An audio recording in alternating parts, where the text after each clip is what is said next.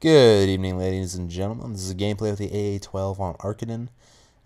It's a 63-9. I'm pretty sure. I'm not 100% on that just because theater mode cut out at the end. I think at 190 points, but a pretty beast game considering it's just with the AA-12. I think I get a 5-man spray somewhere in there, and 2 triple kills, and it's just pretty good overall. But anyway, it's not what I want to talk about. I wanted to talk about email I received from Bob Lefset's subscription newsletter thing, and I'll leave a link in the description if you guys check your emails frequently.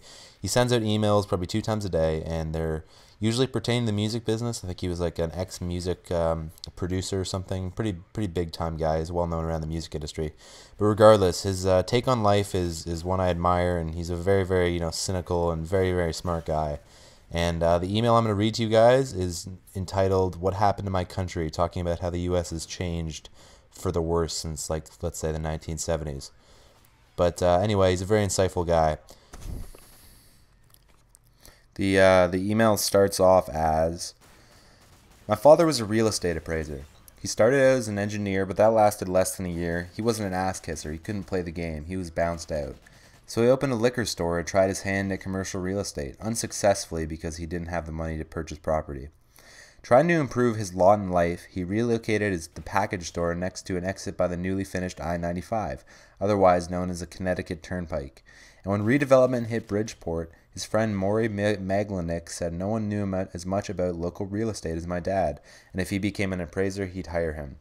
My father spent a week at UConn, another at the University of Chicago. He got licensed. And with his engineering background and his natural acumen, he became a legend in the state. Attorney generals feared him, and my dad garnered the income of a doctor or a lawyer. He sent 3 children, including myself, to private universities and graduate schools. That dream today is dead. I'm in Vail, Colorado. My family started skiing when I was 10. Used to be an egalitarian sport. You saw beetles in the parking lot. Sandwiches were de rigueur in the base lodge, brought from home.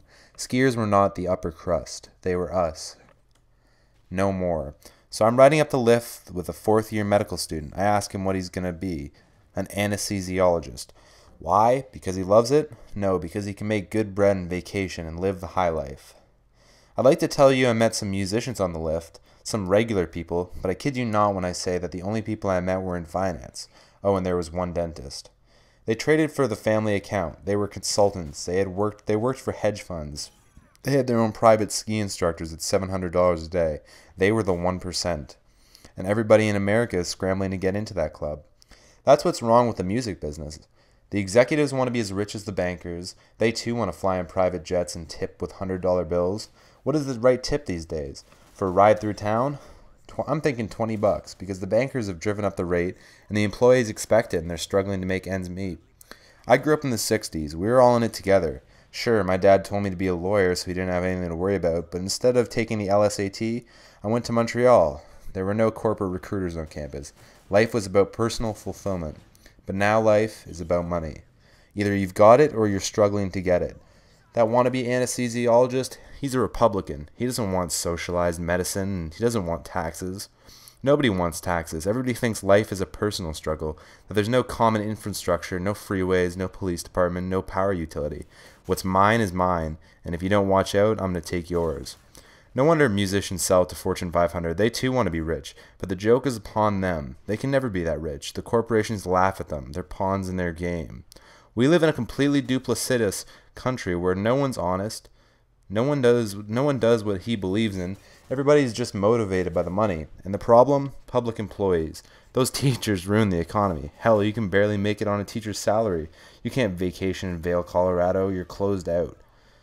And somehow we accept this. We shrug our shoulders and say it's the way it is and will always be. Why? I feel like I've been asleep for 30-odd years. While I was pursuing my dream, everybody else was pursuing the dollar. Reagan made greed legitimate, and the baby boomers filled that hole, and now their kids want more of the same. They just want to play on their handhelds and feed at the tro. No one wants to innovate, they just want to get rich. Ever speak to someone in finance? It's a rare bird who likes it. They do it for the money. And with this money, they buy up those concert tickets so you can't get a good seat. They've got a shortage of time. When they get to the amusement park, they want to close you out. Get concierge treatment. Cut the line. And you think this is okay only because you're going to be rich too. Ain't that a laugh? At least at Middlebury I saw what rich was.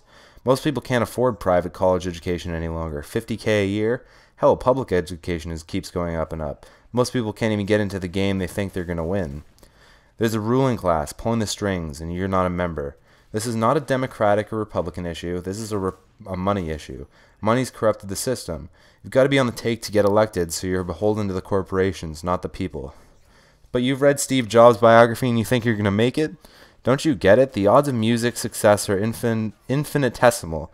All the things you want, most musicians haven't got. A house, a spouse, kids, health insurance. Don't be angry with me. And don't be angry with the music business titans keeping you out. They're just worrying about themselves. They don't care about you. They just want to live in a gated community and vacations where you aren't. They're revolting in Russia, and they overthrew the government in a bunch of Middle Eastern countries. And if you don't think that can happen here, you're nuts. Everybody thinks that just because people have flat screens, they're happy. But if you've been following the shenanigans in cable, you're paying for all this stuff you don't watch just to keep the rich people rich. Music is a game for the poor, a place where the uneducated with no status can get a bit of notoriety and money. And as long as someone makes it, no one pays attention to the real problem. The game is rigged. You're going to all be left behind unless you start making yourself number one and doing what's expedient to get ahead. What kind of country is that? Not one I want to live in. P.S. That great middle class of yours, it created the classic rock you're still listening to today. Music was a reasonable pursuit. Rock stars were as rich as anybody in America. That framework expired decades ago. Rock stars are no longer rich. There are bankers who make $20 million a year every year. So the great slicks of today, people born with a silver spoon in their mouth, don't go into the arts. It just doesn't pay. Tom Rush was a Harvard graduate. He revolutionized the folk circuit. He pioneered the singer-songwriter game. Now we've just got poor people rapping about Benzas and boats. How fulfilling is that? I get it. They want in. But you used to follow people. You used to follow your dreams, not the dollar. But now if you ain't got the moolah, you're not going to have a heart attack and no health insurance, and you're going to be bankrupted. Hell, the dirty little secret is one health episode puts many people in bankruptcy even when they have insurance.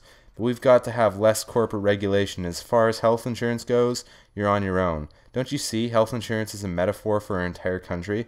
Can you imagine someone writing Get Together today? Come on, people now. Smile on your brother. Everybody get together. Love one another right now. Who sings about that? Chumps. So I think that that email can not only be used as a metaphor for the YouTube community, and that, you know, the big commentators make it very difficult for the little ones to get anywhere, and you can take it where you want with that. That was a great dead man's hand death there. But it's definitely a very interesting thought on the country as a whole. Hope you guys enjoyed. Peace.